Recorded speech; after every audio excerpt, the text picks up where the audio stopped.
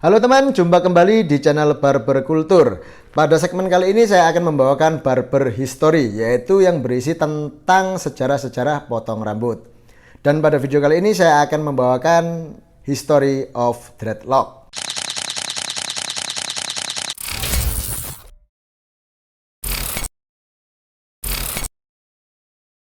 Bagi kalian yang belum tahu apa itu dreadlock atau dreadhead, yaitu yang biasa kita sering sebut dengan rambut gimbal. Bagaimana awal kemunculannya dan siapa yang mempopulerkan rambut gimbal ini, maka akan kita bahas di video kali ini.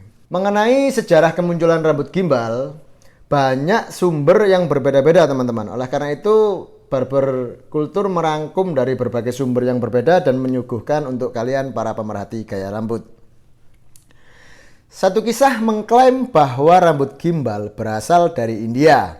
Hal ini diperkuat dengan Siwa dan para pengikutnya yang bergaya rambut gimbal.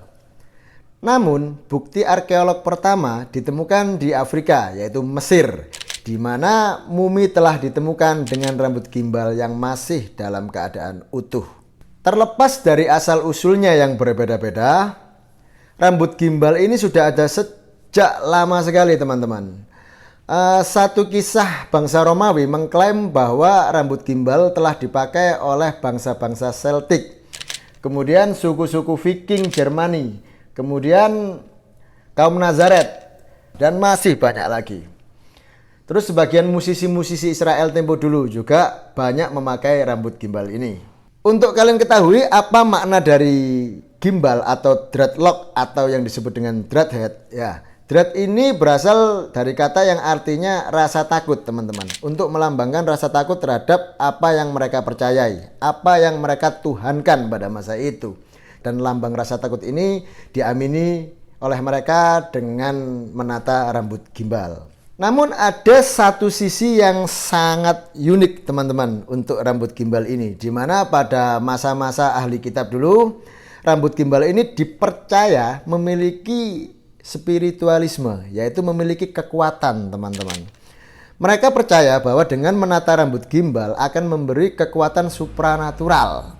Hal ini diperkuat dengan tokoh pada masa itu yang bernama Samson, ya seperti kita ketahui bersama ya. Samson ini dilambangkan dengan sosok yang kuat berambut gondrong atau gimbal, kemudian mengikat rambutnya. Nah, mereka percaya bahwa Samson ini memiliki kekuatan yang tak lazim karena dia bergaya rambut gimbal, teman-teman. Jadi jimate Samson ini ono nang rambutnya. Mereka percaya akan hal tersebut. Sehingga banyak yang meniru, banyak yang mengamini dengan mempraktekkan rambut-rambut gimbal ini pada masa itu. Jadi bagi yang nggak tahu sejarahnya Samson, ini ada hubungannya dengan rambut gimbal ya. Cuman bukan Samson Betawi. Kalau itulah Benyamin Sueb, bukan. Ini Samson yang the real Samson ya teman-teman ya. Kemudian berlanjut pada masa awal revolusi industri, yaitu masa transisi dari era kuno ke era modern, di mana muncul satu pergerakan yang menyebut diri mereka Rastafari. Rastafari ini lahir di Jamaika teman-teman sekitar tahun 1930-an. Sosok yang kontroversial dan fenomenal pada masa itu adalah Haile Selassie I. Haile Selassie ini dianggap sebagai Tuhan oleh para pengikutnya. Yang mana Haile Selassie ini memiliki kontroversi sehingga ditangkap oleh PBB pada masa itu, yang masih belum disebut PBB ya, karena diduga melanggar HAM. Kemudian para pengikutnya baik di Jamaika maupun di seluruh dunia bersumpah apabila Haile Selassie ini tidak dibebaskan, maka mereka tidak akan memotong rambut mereka sampai Haile Selassie dibebaskan. Kemudian berlanjut lagi kepada munculnya asosiasi rambut gimbal kawan-kawan. Yang mendominasi adalah orang-orang kulit hitam pada masa itu. Dari Jamaika menyebar kemana-mana di daerah Afrika, banyak yang memakai rambut gimbal. Tapi tetap pada satu kepercayaan, yaitu rambut gimbal memiliki kekuatan supranatural. Jadi mereka sangat percaya bahwa jika rambut yang diikat atau digimbalkan dengan kusut gitu, akan menghambat proses keluarnya energi dalam tubuh manusia, sehingga manusia itu menjadi lebih kuat dibanding manusia-manusia normal. Itu kepercayaan mereka teman-teman. Kemudian seiring dengan kepopulerannya, terus lanjut dari zaman ke zaman, muncul sosok yang sangat terkenal yang bernama Bob Marley. Dia adalah seorang musisi yang sangat terkenal pada masa itu, kemudian membawa para pengikutnya yang fanatik itu untuk mengikuti gaya rambut gimbal tersebut.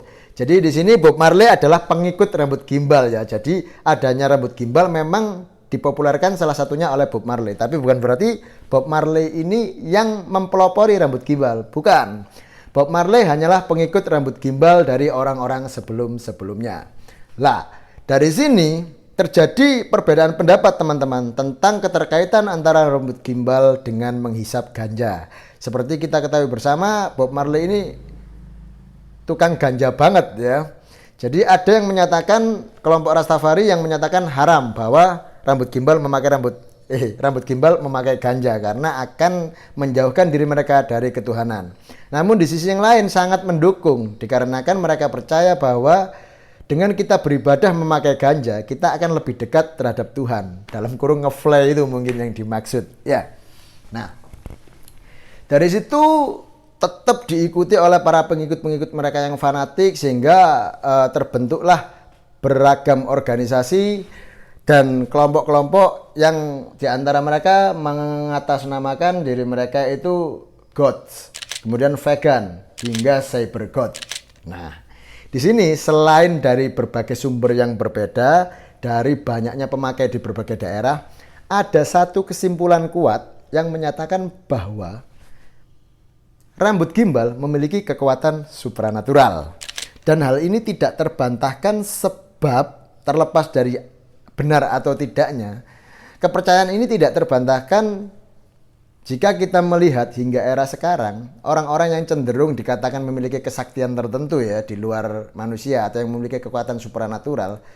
Misal dukun. Di film-film horor dilambangkan dengan mereka memiliki rambut gimbal, rambut yang tidak terawat, rambut yang tidak terurus dan lain sebagainya.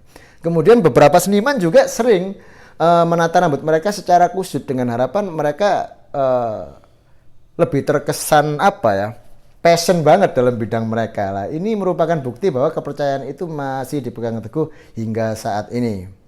Nah, dari sini Barber Culture mencoba memberikan referensi bagi kalian-kalian yang pengen bergaya rambut gimbal, sehingga kalian harus tahu dulu apa alasan kalian saat memilih gaya rambut gimbal. Demikian sejarah singkat dari dreadlock atau rambut gimbal, semoga bermanfaat.